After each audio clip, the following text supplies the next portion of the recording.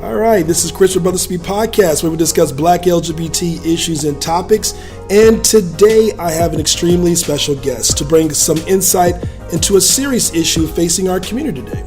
Our guest today is a New York-based creative director, producer, actor, and choreographer with over 10 years experience in the digital film production, theater, and choreography.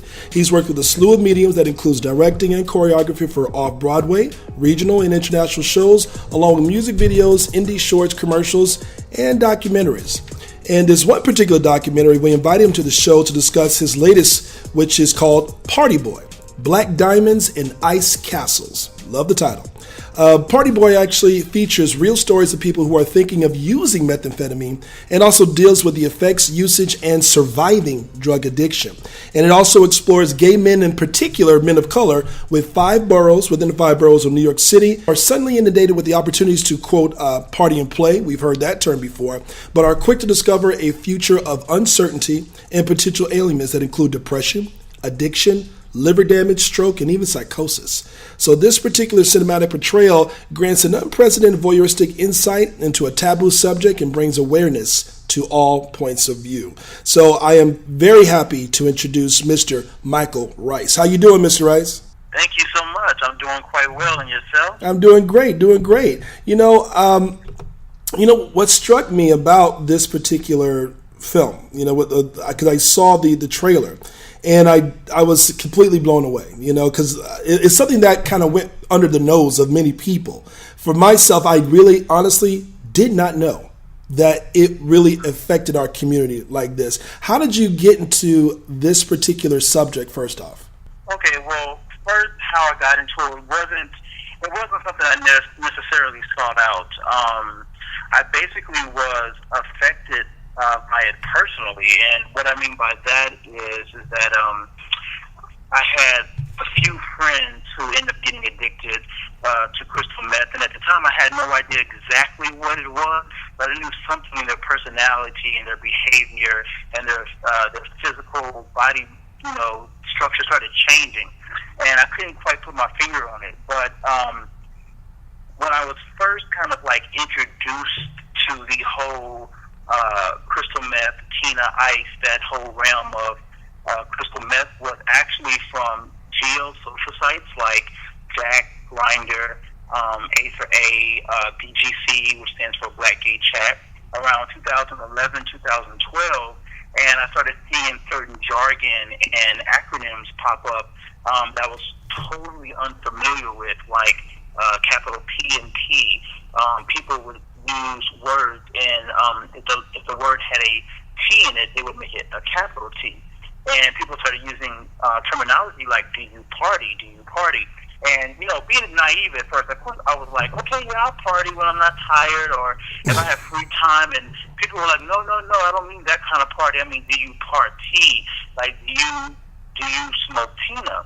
And I was like, what is Tina? Now, I heard of Mary Jane. I've heard of weed. I heard of, love. What is Tina? I know only Tina I know is Tina Turner. Right. And so once it was broken down to me exactly what it was, I'm not really a person into that scene anyway. I don't judge, but I'm not into that. And I say, no, thank you. And so as time went on, this is 2012 going to 2013, I started seeing things starting to happen and shift in different people I knew, their attitudes, their behavior, their physical appearance, and I started realizing people were saying, oh, that person's on Tina, that person's on Ice, that person's on Chrissy, and these were, street terminologies for crystal meth. And I had a friend who had got a scholarship to New York City and was working as a dancer and totally lost the scholarship. He had no motivation. He started living with someone who was some kind of club promoter or something, and next thing I know, they lost their scholarship, and I didn't see them for months, and the next time I saw them, their whole appearance, they were emaciated. Oh, wow. And they were kind of ashamed to confront me or to speak to me, and when I kind of found out what was going on, then I said, okay, that's crystal meth. Okay, and then, that TV show called Breaking Bad, yeah. I started seeing that, and I started seeing a correlation, like, oh, okay, that's that. that stat. And I started seeing that connection, but I thought it was weird because it was happening in the black community. I did some research, and I knew it had its popularity within the white community, especially the white community of New York City, in places like Chelsea, certain places in Lower Manhattan. But I never knew it to be in the urban area. I mean, the most you would get black guys talking about is, you know, they smoke weed, or you drink, or, you know, you play spades or something like that. I never really heard too much about people doing crystal meth.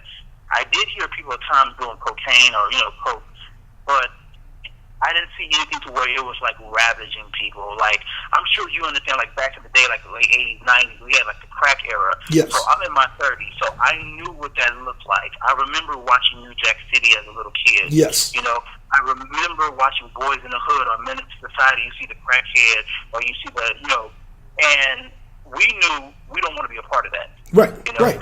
But I think that this new generation of millennials, they didn't grow up seeing that. And so when it started to come into, especially I think, well, I'm mostly speaking for New York City, yeah. But when it started coming to the neighborhood, especially in this way, I believe it took a lot of people by surprise, and they were trying something. They saw it as a party drug. Let me try it, let me feel good for a moment, and let me let it go. But what a lot of people didn't realize, that they could not let it go. And wow. After seeing people devastated by it, I just said to myself, as a mid-30s black gay male that's a working professional, I feel it's my duty to speak on it. I feel it's my duty as an artist to do something about it. And so this is the lane that I chose to partake in, which was create a documentary, which is not so much about judging, but about creating a dialogue, yeah, and exposing, so that the young ones, you know, and even the ones that are not so young, but so someone can say, you know what, I saw that online, and I heard about the terminology, I don't want to be a part of it. And I felt to myself, even if I did good by one person, you know, right, from them seeing that and say, you know what, I chose to make a different move, you know, right, then I feel like I've done my job. You know, because sometimes you really don't realize things till it kind of is brought to you at home, as the same case that happened to you. Is that something that you're now is it something that you're seeing a lot of black people within the LGBT community? Because it's one of those type of topics that you really just don't see. You have to really kind of pierce into. It's not like something that's always talked about or either brought very obvious, because in most cases, drugs kind of bring a certain level of shame. Are people much more aware of it now, or am I just the only one that's still under a rock when it comes to this type of topic? Well, I think people are starting to become aware of it. I definitely know I've had a slew of people come to me and say, Michael, I had no earthly idea. Majority of the people that have told me they had no idea was either our straight counterparts, or it would be people in the LGBT Black and Latino community that was either married and kind of sequestered in their own world and, you know, their own lane, or they're in a community outside of New York City that may not, you know, have that, you know, that stark sickness from crystal meth. But from what I've researched and seen in LA, San Francisco, Atlanta, Washington, D.C., Baltimore, Philly, and New York City alone, those cities alone, also in Houston, I hear from, because I'm originally from Houston, Texas, but also from Houston, from some of my friends, they're telling me about, they're seeing a lot of partying and play, PNP, Tina, and now this is becoming a dialogue. And I think for especially millennials, people that, you know, turn 21 from the year 2000 to now. I think the oldest millennial is like, 38, 39. And so I really feel like it's in that bracket of people between the late 30s and like very early 20s that are single, that are going to clubs, that are going to raves, that are going to events. And I feel like those people are probably maybe the more informed, especially in those major cities like Atlanta and Philly and New York City, where this is starting to really run rampant. Wait a minute. So you named a lot of places. You named a lot of cities. So is this something that's truly heavy in those cities? LA, Atlanta, Texas, all those places are truly inundated with Tina? Well, from the information that I've gotten so far as the urban demographic, those cities that I've mentioned, they have been heavy as far as the white community has been concerned, definitely. But recently, in the past 4 years, the black community, especially in Atlanta, D.C., and New York City and Philly, have really been having a lot of infiltration of crystal meth into their urban communities. And, the urban communities, especially I can speak for New York, Bronx, Harlem, certain parts of Queens, Brooklyn, East New York, those places within, those boroughs of New York are heavily becoming filled with young adults who are becoming so inundated with crystal meth. It's starting to become uncanny. It's starting to become unreal. I'm hearing so many reports about people who know people that overdosed or that were found in bathtubs, that were found at sex parties, that were found in meth den dead. And we're talking about people who are 23, 26, 31. These are young gay black men that are dying from this addiction of crystal meth. And,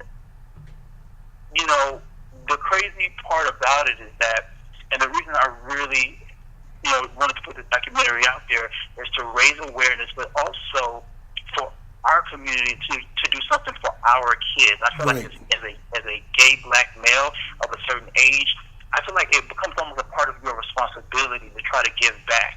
And sometimes, especially in this age, everything is so much about me, and selfies and, how I look, and everything's about me. But also, too, people have to realize we need to turn the mirror around and also, see what's about other people, too.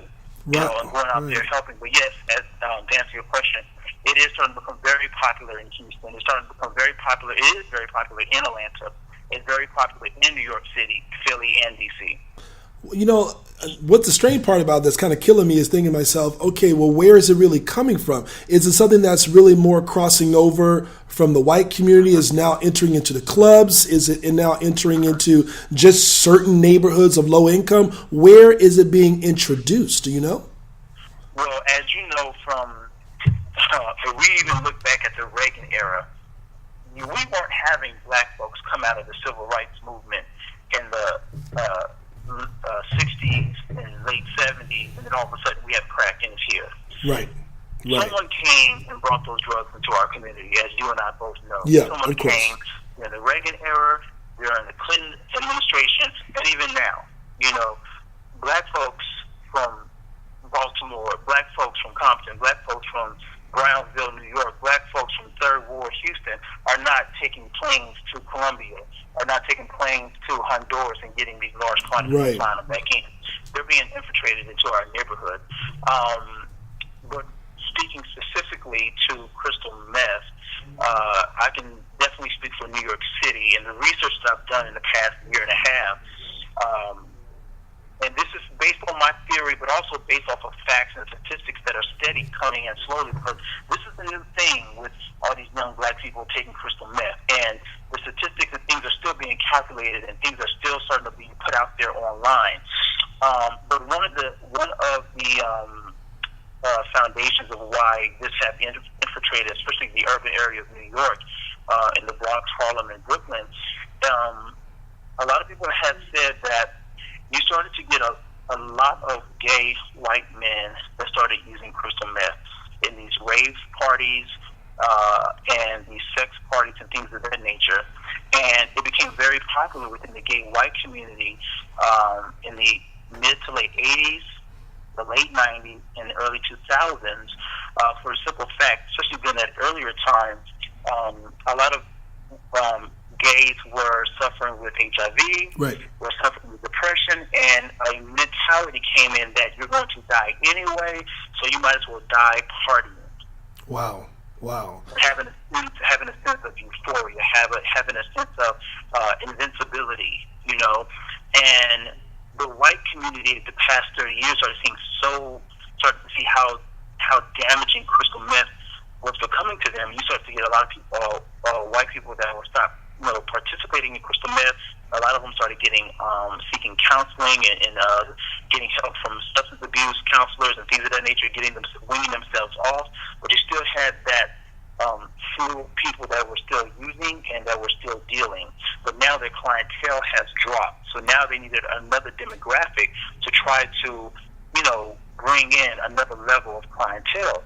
Wow. And from what I hear from large quantities of people that I've interviewed is that a lot of the well-to-do, white gay men who were on Wall Street, who were working corporate, or who had plenty of money to live in Lower Manhattan or Soho or Chelsea, these certain well-to-do neighborhoods in Manhattan, would start buying black escorts for, obvious reasons, sexual reasons, things of that nature.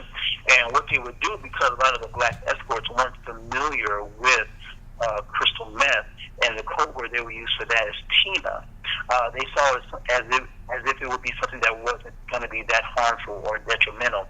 And a lot of them were paid to use it because if they were paid to have unprotected sex, they would get more money. If they were paid to participate in drug use, they would get more money. So what happened here is that we started to get a large quantity of black escorts and young black men who were, of course, escorting and going to the realm of prostitution, but also now being introduced to crystal meth, not knowing how addictive it is. But when those white men finish using those black escorts, where are these young black men going back to? Wow. They're not going to Soho. They're not going to Wall Street. They're going back to Bed-Stuy, Brooklyn.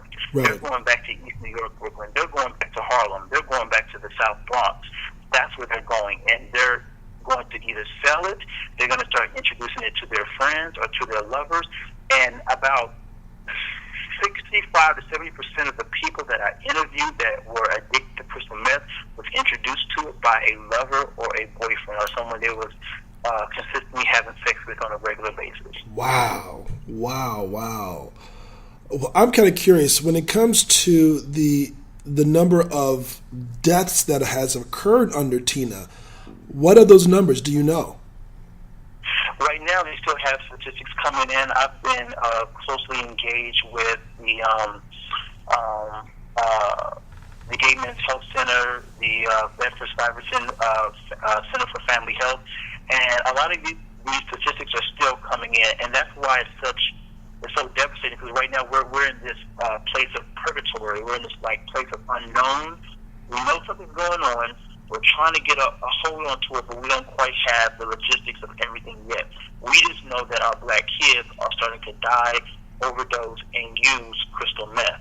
Gotcha. And this is where I'm coming into play. Even for myself, I'm not someone who works for the CDC or NASA or any of these research companies, but the research they do have about gay black men mostly deals with HIV statistics, deals with cocaine and crack era. We're talking about something that's 15 to 20 years ago.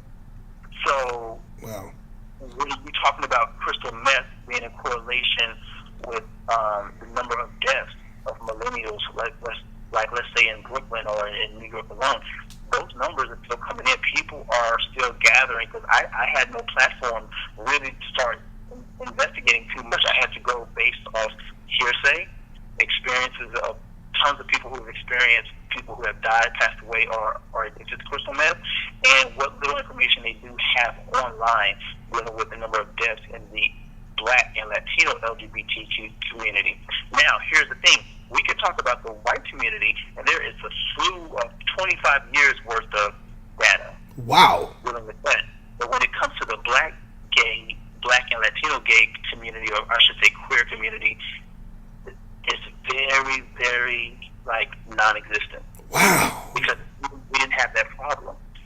Wow. There's information about blacks and the use of crack cocaine, right, but not young blacks in these urban areas with crystal meth. Wow. So basically, when it came down to starting your film, I do want to kind of get an understanding in terms of, how did you get the participants to actually contribute with your film? Along with your research, did you find these particular participants along this research trail? Did you actually find it along them, or how did you actually come across meeting these people? Okay, well, how how it came about it at first is that, and I'm very transparent. As a single gay black male, I do participate in Tinder. Looking at some of the geosocial sites, like Tinder, like Jacked, things of this nature. I'm not on it all the time, but when I am on it, I would see those terms, those PNP and do you do Tina and do you parTy, and it struck my curiosity. And one of the main things, besides seeing a friend of mine go through the ravage of crystal meth addiction, I came upon a 19-year-old who was trying to talk to me, and I told him, I said, you seem like a really handsome young man, but you're too young for me. I prefer somebody 30 and up. But I said, why do you have PNP? Are you participating in Tina or crystal meth? And they told me they did. And I said, how were you introduced to it? They said they met a guy online, actually 6 months after they graduated high school. Wow. They met a guy online who invited them to their house to have sex and to smoke weed. And he went over there, he had sex, he smoked weed, and when they finished smoking weed, he asked them, does he party and play? And at first he didn't know what it was. He asked him, does he do Tina? Does he slam? He had no idea what that is. He said, it's just a party drug. It's kind of like ecstasy. You feel good. It makes you feel good for a second. It makes you feel horny, which is another aspect, how sex and crystal meth correlate together. And one man said no, and he said, well, try Tina, it'll make you feel good. And he said, it's kind of like weed, but it just makes you want to have better sex. Wow. Of course, the 19-year-old was unaware, he was uninformed, he had no idea of any of the street terminologies for crystal meth. He felt like if he would have told him it was crystal meth, he probably would have taken it, but because he told him it was Tina, he thought it was another version of saying Mary Jane. Wow. Okay. You see how things get misconstrued. Absolutely. You're not really informed. Absolutely. And he said he partook in the drug, and he said next thing he knew, he woke up in the morning and he was having sex with someone, and there was no condom usage involved whatsoever. And at that point, he said he didn't care. He just cared about how good the sex felt. And that day, he didn't go home for almost 2 days, and he continually had people in the same place where he was at when other people were coming over, continually having unprotected sex with him. And I asked him, would he be interested in telling his story? He said he was, and he said he did, and me working with him in the process, that's where it started as far as getting people to interview. He said he would, be interested, and I spoke to him, and I ended up not putting him in the film. The only reason I did that, I chose to do that, is because I felt like he was so young and just getting started. Yeah. And I actually spoke, speaking honestly with his mother, which was a weird concept. This is how I met your son. But they were working on, with their insurance and getting him some help and things of that nature. So I was really happy about that. I haven't spoken to him in almost about 2 months. Yeah. But from the last time I did speak to him, they were on that journey and they were on that process. But it started from there. So from that young man, I started talking to other people, and I started seeking out other people that were saying they party and play, and just boldly asking them, would you be interested? I'm a filmmaker. I want to talk about this. I'm intrigued in why you started doing crystal meth.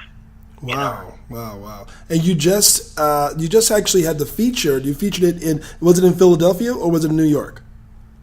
It was in New York City, in Harlem. So how was it received? It was beautifully received. At the end, I know getting a standing ovation, and people were just saying how much it affected them. I also had some people that were also battling crystal meth addiction that came to the premiere, and they said they're glad that someone is speaking about it, and that made me feel really good. I had also, besides yourself, I had other aspects of the media reach out to me as far as Out Magazine and The Advocate and Boy Culture and Logo even did an article on parTy Boy, and just for it to get this overwhelming, amount of attention nationally and internationally, I'm just very stoked about the whole ordeal, and I just want to bring a voice to crystal meth addiction in the urban queer community, not to negate anyone that's not in the urban queer community, yes, but specifically our kids, because not to talk about anyone else's kids, but our kids, as far as our young yes, Black and Latino queer kids, sometimes we come from homes where single parents, some may not have no parents at all, the grandmother may be raising them, some of us come from different economic backgrounds, and it may not be easy for us to spend $10,000 or $20,000 just sending one of our kids to rehab because we may not have it. Exactly. And now you have this group of lost young queer people of color, and they're addicted, and they don't know what to do, and they're battling with depression. And just being a young gay Black person or young gay Black Latino person, it's hard enough in this world.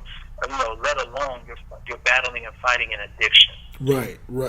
I guess the funny part to me, or the part that I'm just not quite understanding, especially when it comes to a lot of millennials, a lot of them actually are accepting of the LGBT community. In many cases, you get this feeling that those who are within this generation, they actually are accepting of who they are. So why would they partake into something like this?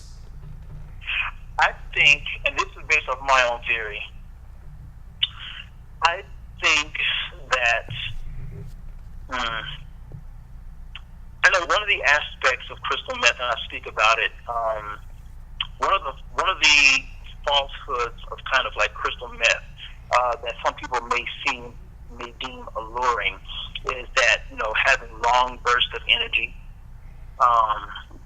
being able to have a sex drive that can go on for days.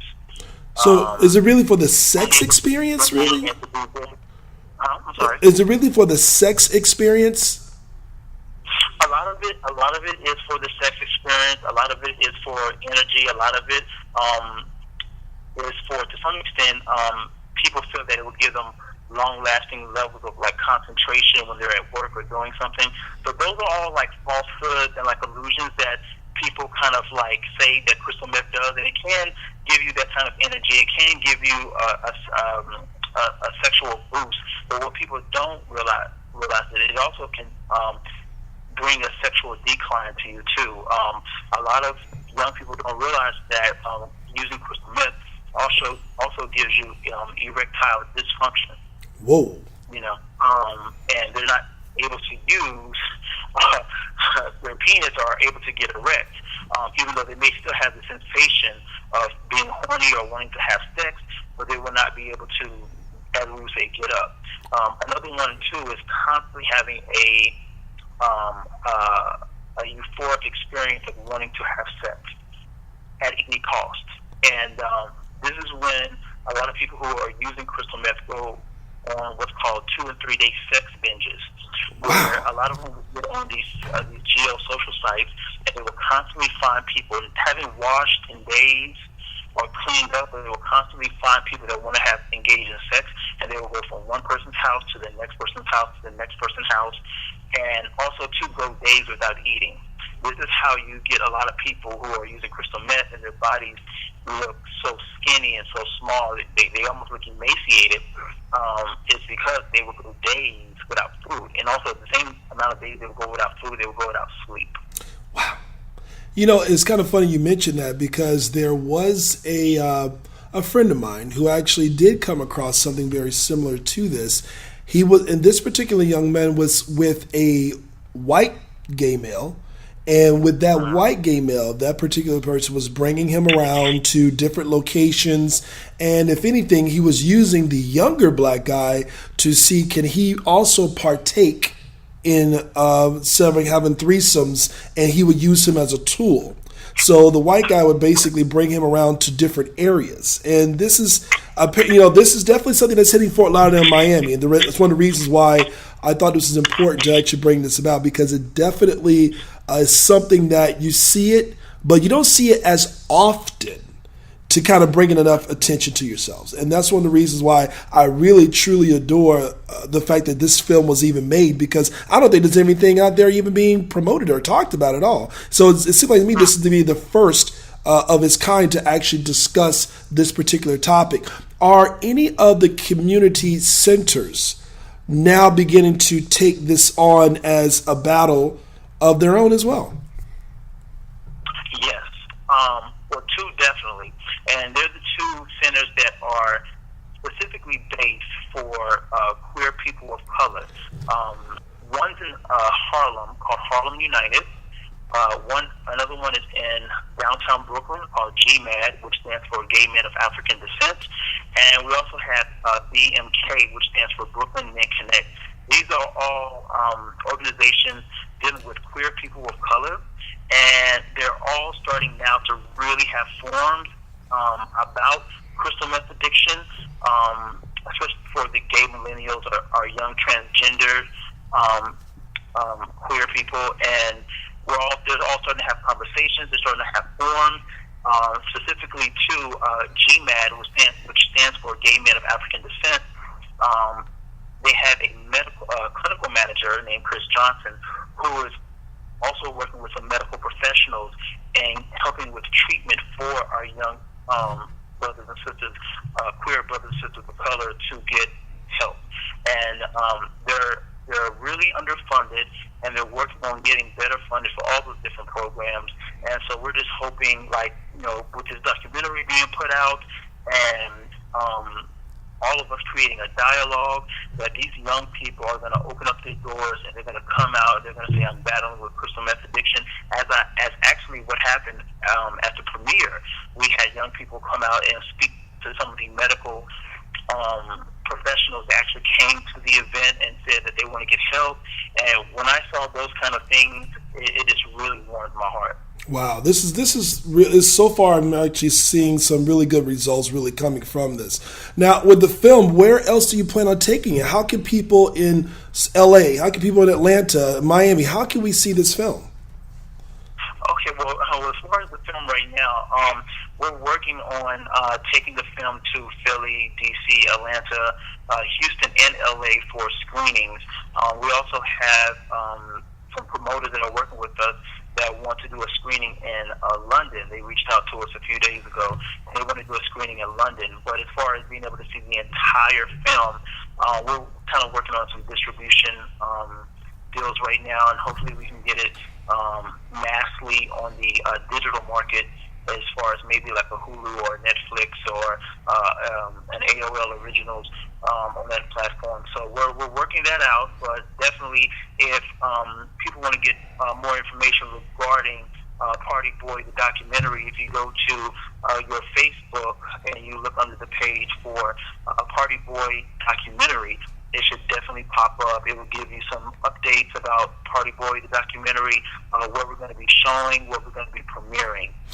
This is what we'll definitely hear about the Brothaspeak podcast. We're going to definitely feature as much information as possible. So even those who are in those neighborhoods, they can be able to kind of find out as much information as possible, where they can see it, where can they go. So we'll definitely make sure that it's on the episode as well. So we want to make sure that's something that everyone definitely knows about as well.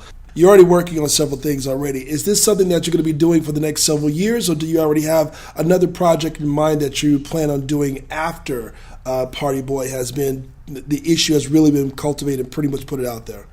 Right. Well, we're definitely for the next month, because I'm such an Aries. I'm such a busybody. So once I finish with one thing, I'm on to the next. But definitely, parTy Boy has a place in my heart only because it has affected me with a family member, as well as a few good friends, as well as just being a professional gay black man of a certain age in my community, and me not having no children of my own, but wanting to be able to help those who may need direction. It's always going to have a place in my heart. I'm always going to be a strong advocate for creating a dialogue about addiction, because there's many things that people can be addicted to. Alcohol, I mean, there's multiple things, but this in specific, crystal meth, is something I chose to speak on dealing with parTy Boy. So as soon as we're kind of working on the promotion and getting the distribution done with that, I want that to happen as soon as possible.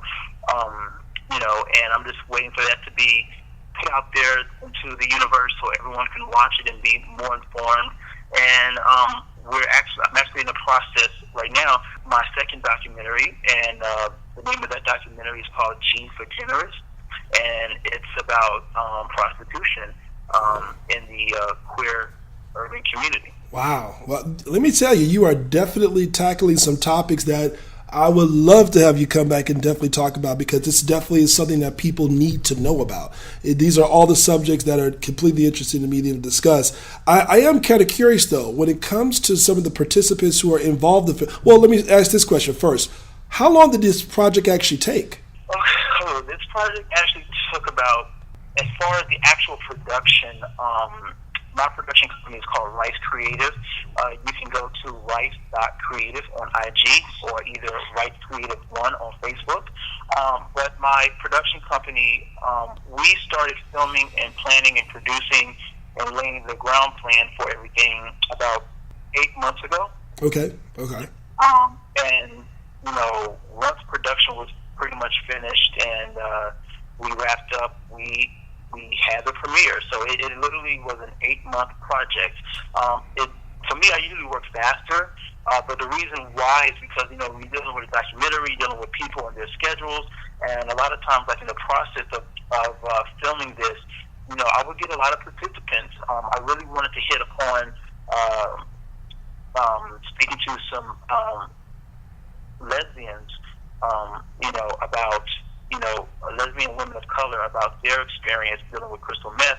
And even though it was very, very few that I was able to get in contact with, a lot of people kind of retracted at the end and didn't want it to come out. And I'm a producer. I work with integrity. Yes. So I'm not going to put something out just so I can get views or hits or try to get a deal off the back of somebody else's story or hurt or pain or addiction. Everyone I spoke to, I got to know before filming even took place, because I wanted them to feel comfortable, and I wanted to make sure that they were sure about what they wanted to do. And so that right there alone took time, and it took a process. Gotcha. I think we got a really good product that could help and be beneficial. Now, with the people involved, what happened to them after the project was over? Are they in terms of getting help now? Are they still using, or what's the effects for the people who are part of the participant, the young men? With some of the young men, I think about 7 in total that I was able to work with and speak with regarding crystal meth addiction. Only 2 out of the 7. One is actually off. It's been about 4 months. He's been off crystal meth. Great. The other young man is still trying to go back and forth from rehab, and then the other 5 are pretty much still selling and doing it. Wow. And one of the things I wanted to tell people about this wasn't just about, you know, exploring what's going on with these people. I also had help, was offered help within this project. I had a doctor, a substance abuse psychiatrist named Dr. Owen Muir here in Williamsburg, Brooklyn, and he was also part of the project. A young, you know, Jewish doctor who was really passionate about helping our people, you know, our young, you know, queer millennials in battling crystal meth. And he did a wonderful thing by offering his services free of charge for those that didn't get insurance or didn't seek insurance to try to get help. And I thought that was incredible. That's outstanding. Outstanding. Wow. Very outstanding. I thought that was incredible. And that definitely was given to each person who was a part of the documentary, whether they decided to take it or not. It definitely was put out there for them. Wow. One thing's for sure. If there's anything that we can do at Brothaspeak to try to really push this film and get as much attention as possible, even down here to community centers, I'm all for it. I definitely think this is a subject that must be told, and I definitely your film thinks it's going to be a great tool for many people to be able to see it, understand it, and to be able to help towards this topic. So let me tell you something. I truly appreciate you for coming on the show, bringing more attention to this topic. Thank you so much, Mr. Rice. Now, again, I'm going to put a lot of your information directly on the site. Is there any particular place that they can actually go to just kind of see the trailer? All right, yeah. So thank you so much, Chris, by the way. I really appreciate you contacting contacting me regarding this documentary and contacting my publicist. I really appreciate that, and it's places and areas like Brothaspeak where, you know, it could reach out to a great number of people and let them be informed about what's going on. I just want to say I really appreciate you, Chris, from that aspect. And as far as seeing the trailer, you can go to Facebook and you can see the trailer if you go to Rice Creative 1. That's Rice Creative and the number 1. Or you can either go to parTy Boy Documentary on Facebook, or you can go to my production company, my production house on IG, which is rice.creative, and there you will see a link to click on the trailer for parTy Boy. Wow, thank you so much. I definitely want to make sure I would encourage a lot of people to really check that out. And again, get a more awareness of what's really happening in your community. Sometimes you see it and a lot of times you don't. It doesn't necessarily mean it's not there. So again, with creative people like Mr. Rice here to actually bring that information out is definitely one of we should take as our responsibility to go out there as much as possible and help those who are under such a horrible drug that seems to be extremely addictive and kind of take a little bit of a hold there to kind of really get off. So let me tell you something. I'm not a big on drugs. Trust me, I'm not one of those type of party individuals, but I know a lot of people who have struggled with it. It does take a lot to get off. So please give your support and definitely support this film as much as possible. Thank you again so much, Mr. Rice. You really gave me a lot more insight in terms of understanding, and I hope everyone did too.